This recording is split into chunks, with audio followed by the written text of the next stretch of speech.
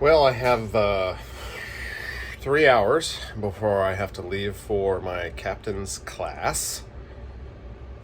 I'm going to try to get some stuff done. What I'm going to try to get done, for those of you watching in Spanish-speaking or French-speaking countries, these are fuel water separators, also impellers. I also do have new oil filters for both engines, as well as the generator. As you can tell, I buy good quality stuff, or at least I try to, until you see that I buy the oil directly from West Marine and not some major brand. But I'd be willing to bet that West Marine's oil is halfway decent. Comment if you have any idea. Is West Marine's oil halfway decent? I don't know. So let's get down and get things prepped. The reason that I'm doing this right now is that tomorrow I have a lot of work to do, because Saturday we're taking the boat out for St. Patrick's Day. And I want to get this stuff done. These engines have not been started since the fall. Yeah, let's get to it. Why am I talking? Let's go. Okay, so what's the first step here? Let's do the fuel water separators. And as you'll see, I have a nice clean container because I want to see if there's any water in there. Primary job in this is to get rid of the heater, which is about 18 inches away from the fuel. So we're going to turn this heater off and get it away. I'm trying not to blow up today. Okay, this should just be on hand tight. We're going to see if we can get it. Let me pull that one.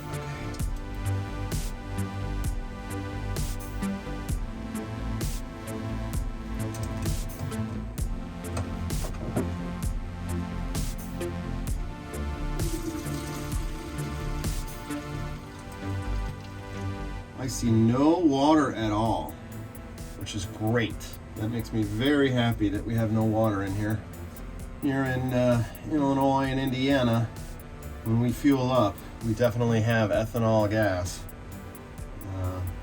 But there are some sediments in here, so I'm gonna reuse this gas, but not all of it, because Putin, decided he wanted to raise the price of gas, so and kill a bunch of people for no reason. I mean, this is like 50 cents worth of gas right there right now. So I'm going to pour this back in to the new one, leaving some of that sediment out. And hopefully that will go well. I'm going to try to dry all of the fuel off of the top so that we have less risk of explosion.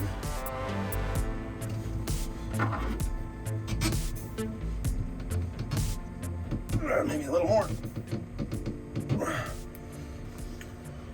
Okay, separator number 2. Again, we've got some sediment, pretty fine particles.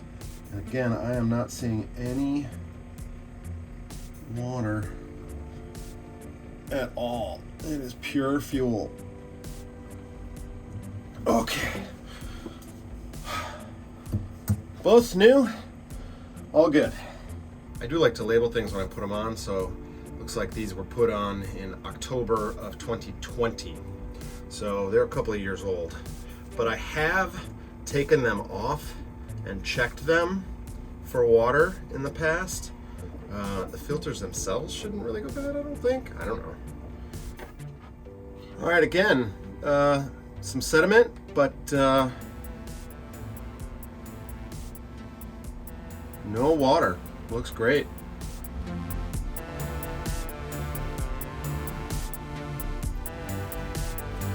Definitely spilled a little on my hand there. Let's try to wipe that up.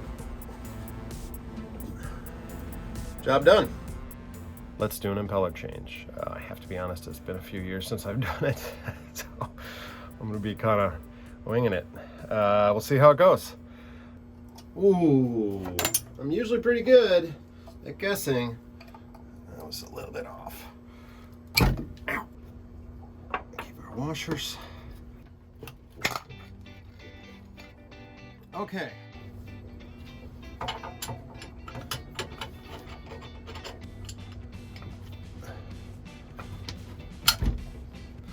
9/16.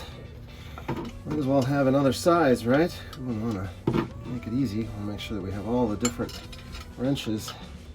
Oh, we learned that these bottom bolts, these are the ones that actually control the pump is now available. I'm going to do the best I can to leave these hoses on so I don't have to mess around with that. All right, next step. These 4 bolts on the back, which I'm sure are another size, right? Of course they are. I know that boating in other countries that use the metric system, they also utilize feet in the length of the boat. If you're buying an American boat, that boat has got American engines in it. Yeah, we're getting a little pink stuff. Can you see that that's pink? That's good because that means that we have winterization in there. Put that down in the bilge for now. Let this kind of drain out for a moment. I promise you, this is not as hard as I make it look. If you're competent with tools, which I sometimes am, and if you know what you're doing and you're not afraid to do it, and you don't even need to know what you're doing. Obviously, I don't know what I'm doing, and I'm doing it. So, screwdriver. Pry this puppy off. Oh yeah. Now, before you go any further, we need to look and see as we take this off which direction these guys are going, because that's the direction that it turns. So this, you can see it turns this way. So you're looking at, what is that, counterclockwise for you guys, I guess. So it spins this way. And you can see as these little tines get, as these tines get smaller, it pushes the water up through here. So I need to make sure that I put the new one in the same exact way. This is our old gasket. We have a new one to put in. Looks good. I mean, it looks almost brand new. No broken parts. So that means I don't have to chase anything down. You can see there's also a little key right there. So the new one will have that, and that'll slide right on. As you can see, we have multiple gaskets and even an O-ring. Look at that. The hard part is actually getting this so that it rotates properly. All right, so we took it out, it was going like that. All right, so let's see if we can try to do a little shoving here, a little turning, a little spinning. See if we can get these things to start going in. I know that there must be a trick to this. Putting some sort of a band around it, maybe. There we go. Now, gotta find that keyway to line up. Okay, our keyway is right there. Okay, we should be pretty well lined up on that keyway.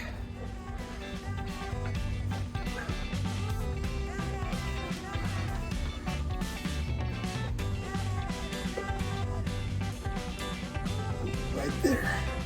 Oh yeah. Good.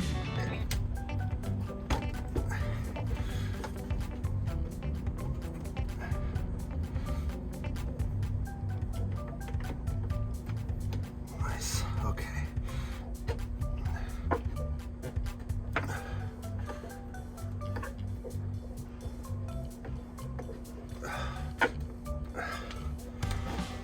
Okay, that's looking pretty good. Okay, these two went in really easy. These two are being a little more difficult, so I don't want to force them. Oh, back them off. See if I can feel that thread catch. There we go, that felt pretty good. Still a little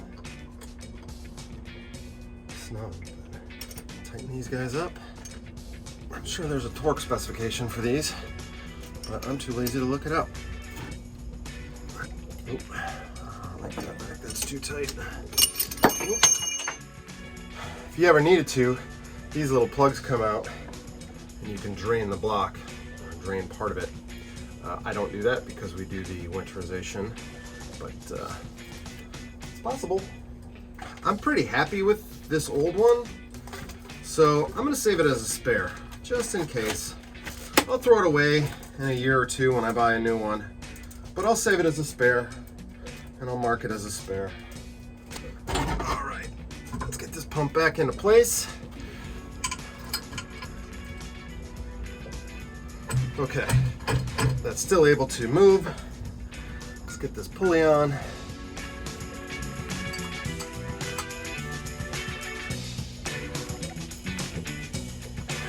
Okay, those are tight. Let's get this pulley back on. Right, like so. Beautiful. Now I need to slide this.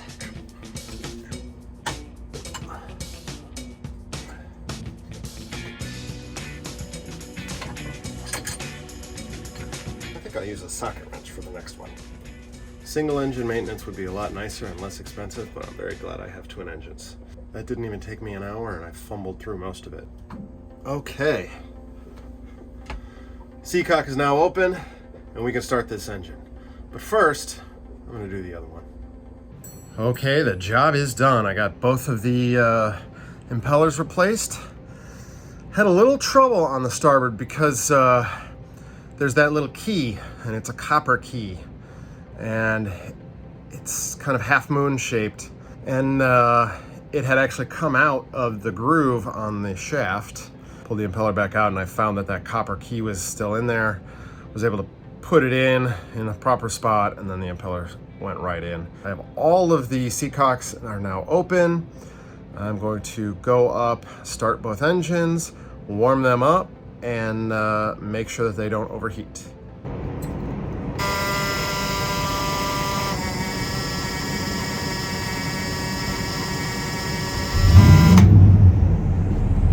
Not too bad. Remember, I just changed that those fuel filters, so might be a couple little gaps of air in there.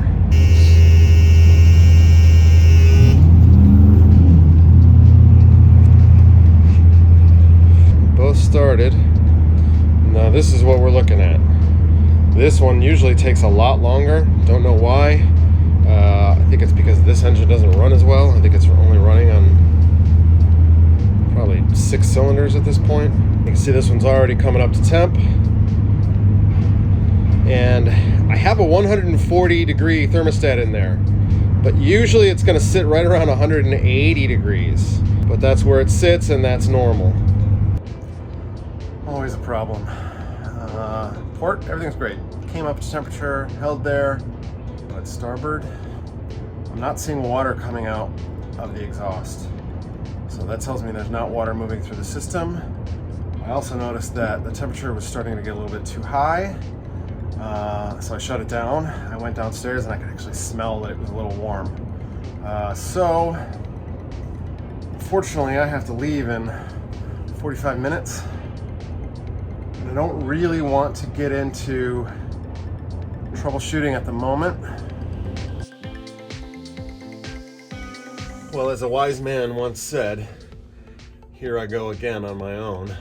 Day 2, and we are not getting water out of the exhaust. So my hope is that it's that key didn't get put in place properly. So we're gonna pop this back open and take a look and see what we can figure out if that key was out of place. Okay, belt is off. We're gonna put it, this is the position. We're just gonna put it right on top. So know that all we have to do is just bring it right back down and put it in that same position. Now, this guy comes around. 7/16 is the proper size. I had opened the seacock, obviously, to run this yesterday. So there should be some water in here, but I'm not sure. No water. Okay. No water coming out. Which tells me there definitely wasn't any water going through. Yeah, some of the little tines are backwards. I don't think this was spinning at all. Okay, the impeller still looks good, but as you can see, looks like these were going in the opposite direction. So I gotta make sure I get those right. Let's check this little keyway. Yep, it is missing. That's our little key. I think I may have put it in upside down yesterday. And that's what caused round side down. I think it's still out of. Ooh, I heard it fall out again though. This thing's really driving me nuts here. I'm gonna try something else. If I learned anything from Mythbusters, when in doubt, lube. So I'm going to use this vase line. That's right, vase line. If that was a B instead of a V, how would you pronounce it? That's right. That's what I'm talking about. I'm going to take a little Vaseline. We're going to put it in the groove. There we go. Right in the groove that holds this key. Vaseline will help hold that key in place. Next idea, take a little Vaseline, Vaseline. Now I'm going to coat just the very inside of the impeller.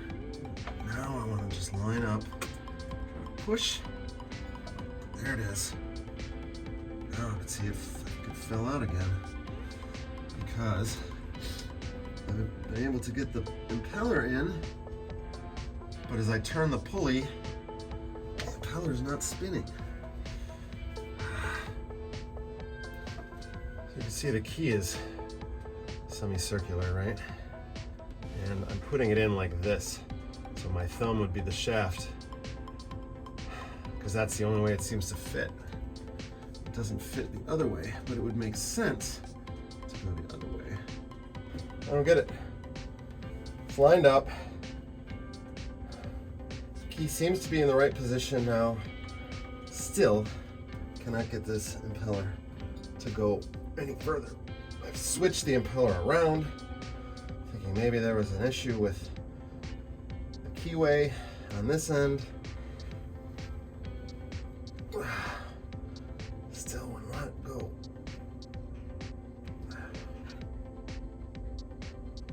I'm noticing there's a little bit of a burr right here. I'm wondering, causing it to not seat down as low as it should. Okay, this key is copper, so it's nice and soft. I just took a little file to it, got rid of that little burr. Tiniest little thing. But maybe it does go in a little bit farther.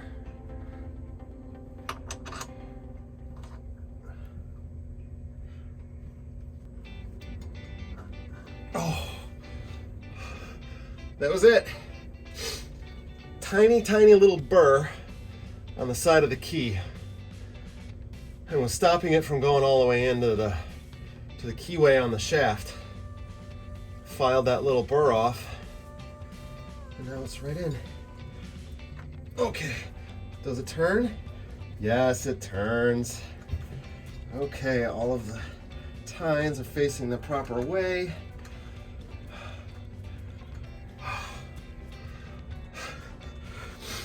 Well, it only took about an hour to file off the tiniest little burr, smaller than a pimple. All right, let's put it back together. Let's see if she runs.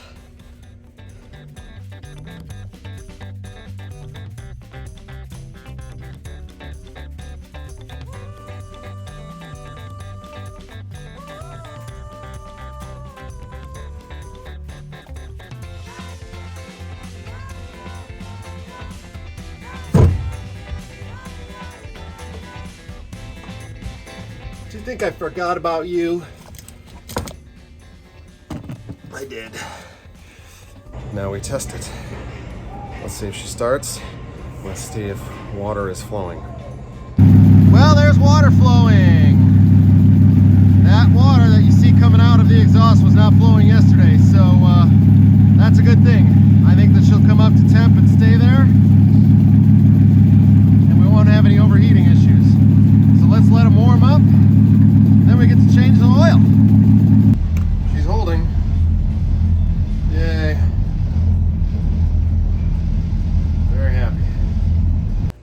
It's oil change time.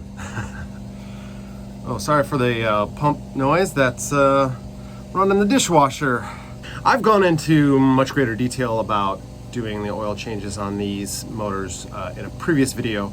I will link that here. Both motors are working, both motors are staying cool. I ran them for quite a while and they are up to full operating temperature. Feels real nice. The exhaust manifold is nice and warm on my back on a cold day. I'm using the Mighty Vac and that is my neighbor Tom's, and I'm gonna suck the oil out, change the filters, new oil in. There you can see the level that we have in the container, and it's bubbling. That means that's all the oil. So now, pop the filter out, put the new one on, fill her up.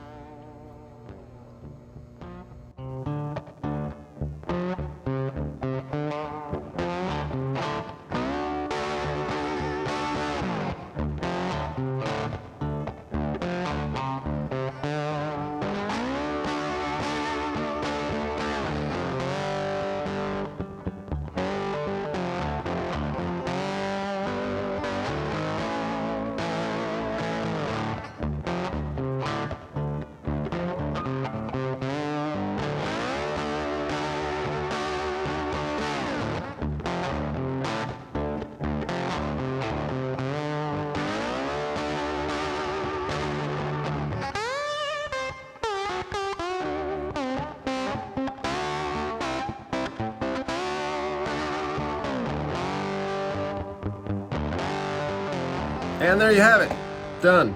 Oil changed in both engines.